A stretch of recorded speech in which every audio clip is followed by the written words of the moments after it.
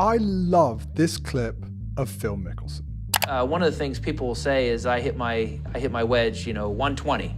Well, you might hit 120 under certain conditions, but in the morning, ball's not going to go 120. Maybe in the afternoon when it's warmer and ball heats up, it's going to go 5 to 10 yards short in the morning. In 3 minutes, Phil Mickelson offers a detailed golf dissertation on everything from grass and spin and wind and temperature, and the host, David Ferretti, is left speechless. I can choke down an inch, it'll come in a little bit lower, a little bit flatter and release, or I can just open it up and hit a little bit of a cut. That'll be 3 yards, but it'll back up. There's something really funny about this clip, but there's also something really fascinating about it. Because this clip offered a glimpse for the rest of us into the mind of one of the greatest players of all time. Amateur golfers don't think about golf like this. For the most part, we do the opposite. We hardly think about the shot we're about to hit at all.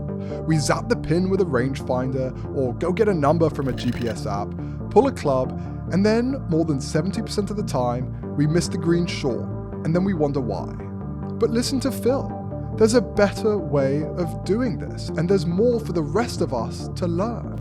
So I talked to pros, I talked to caddies, and dove into the latest research to figure out how different elements affect your shots, all the stuff that we aren't thinking about. Ultimately, it comes down to 5 puzzle pieces which pros try to fit all together to calculate the perfect number.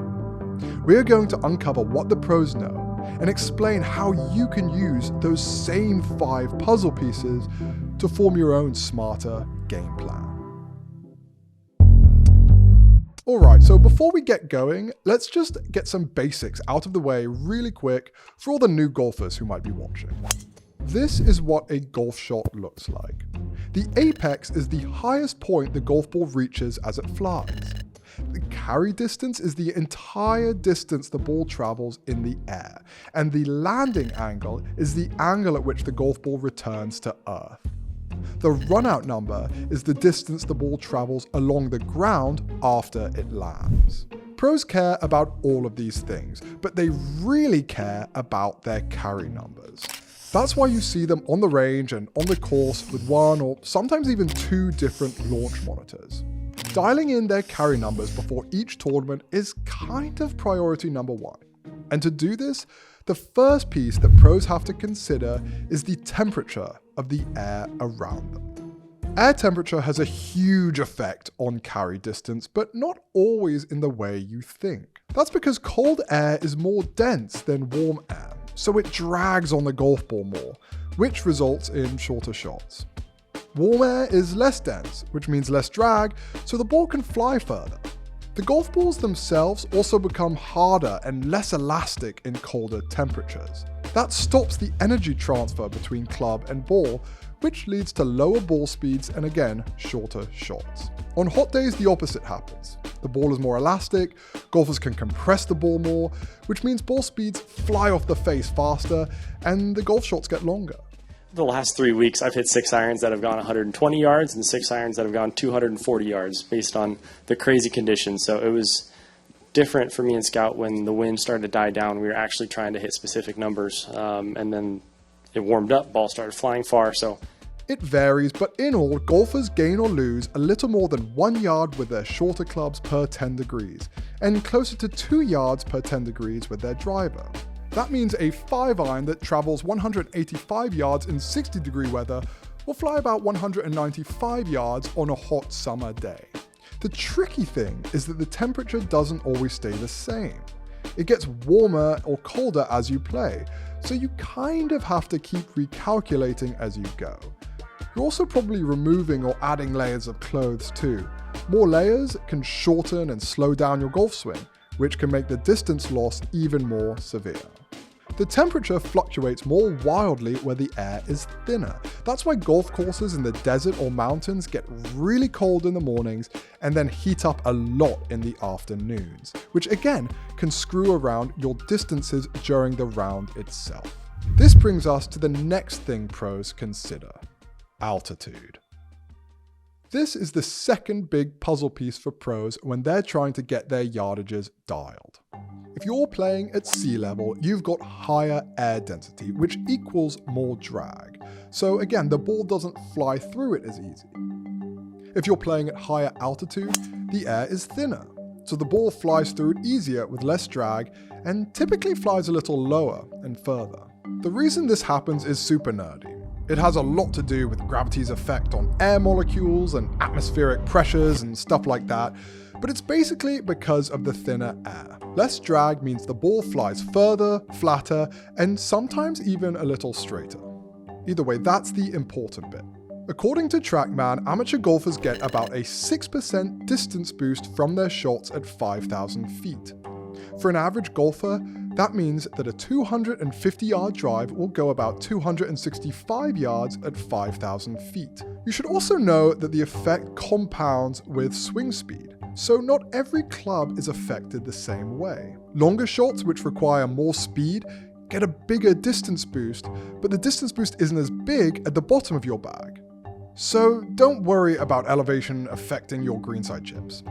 Anyway, this is why you see some crazy things happen at high altitude tour events, like these stock yardages from Rory McIlroy. The weather was 80 degrees at the PGA Tour's Mexico City event, which is at 7,600 feet.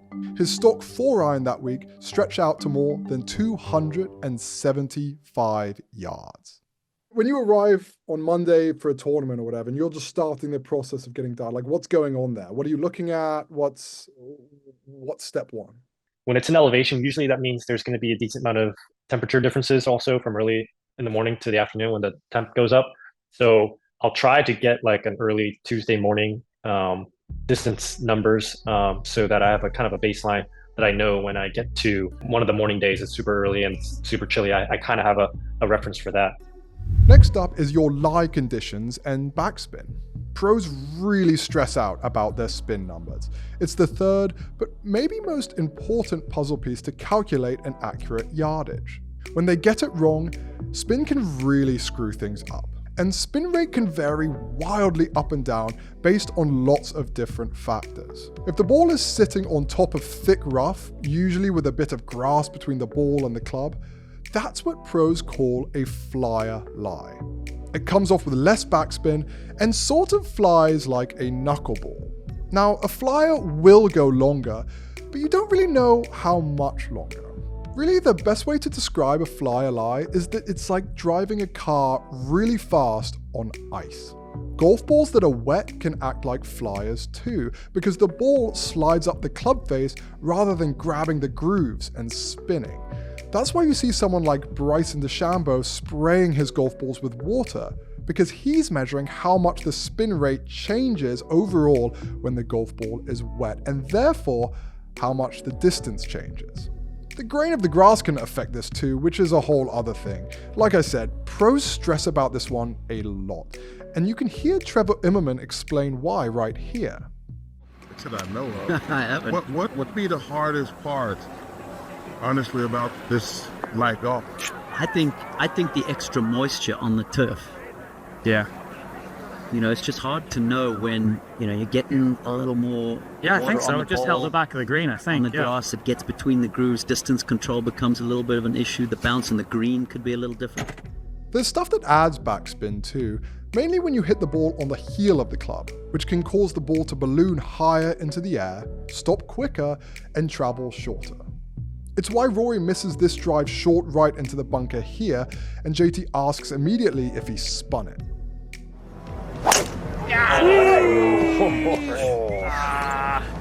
You spin it? Left bunker I did maybe in spin play.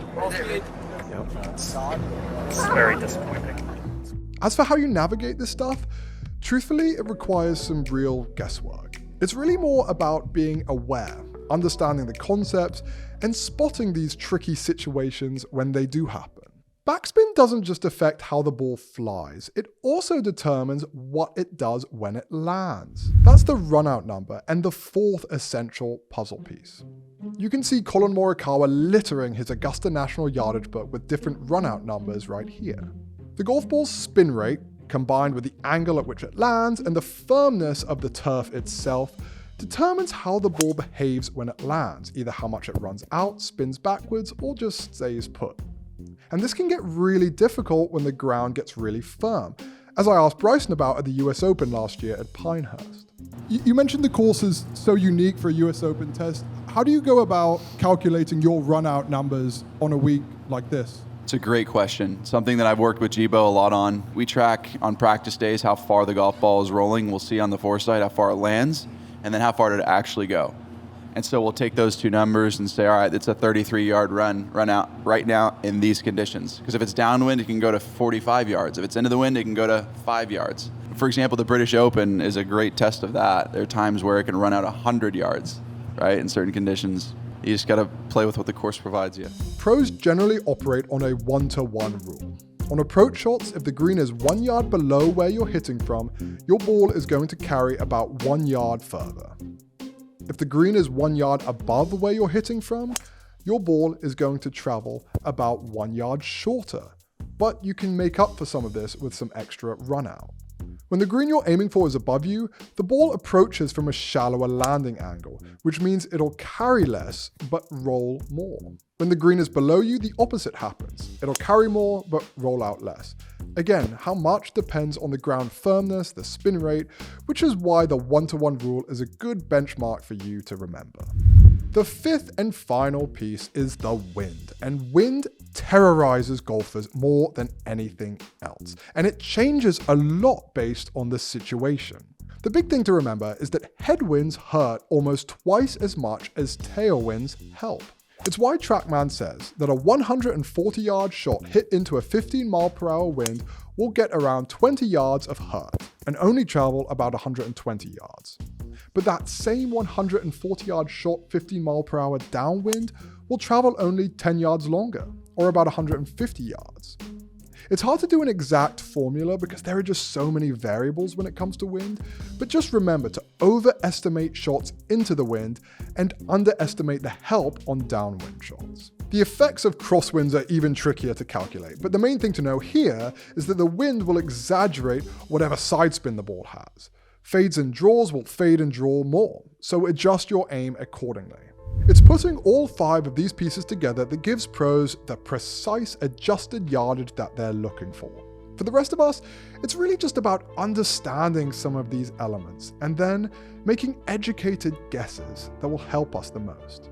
You can see Scottie and his caddy Ted Scott execute this game plan to perfection on Royal Troon's 17th hole at the 2024 Open Championship last summer.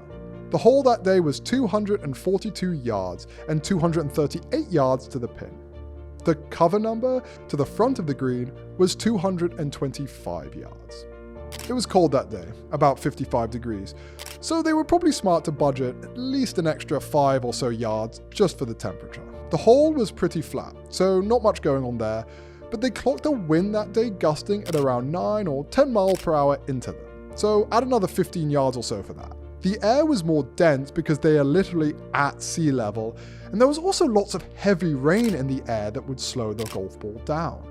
That's going to make the ball go shorter, but remember that a wet golf ball may take some backspin off. It may even act a little like a flyer, so this shot will probably land hot and roll a decent amount, even though the ground that day was wet and soft. Scottie's also human after all. He's probably a little cold. He's wearing some extra layers of rain gear, as you can see here, which could slow his swing speed down an extra couple miles per hour. You got to factor that in. Put all these together and you've got a shot that's going to carry around 40 yards shorter than the number it says, but has some potential for roll. That 225-yard number to the front is playing more like 265 yards. So Scottie pulled his 3-wood, which is usually his 270-yard club, with the goal of trying to sneak it on to the front of the green. That was the number. The only thing that was left to do was to hit the perfect golf shot. 238 got to be playing 270. It is just howling straight into the wind. Cold and rainy. That is 3-wood. Starting at the left edge of the green and cutting towards it. This is the right number. It's a wonderful looking shot. Oh, it is? Oh, that is so good. Oh, that may be the best shot we saw all day. So the next time you find yourself staring down a green, take a moment to feel the air around you. Look at the land ahead of you. Respect the breeze on your face. Connect with the golf course that you're playing. It may tell you even more than the number you see flashing back at you on that rangefinder.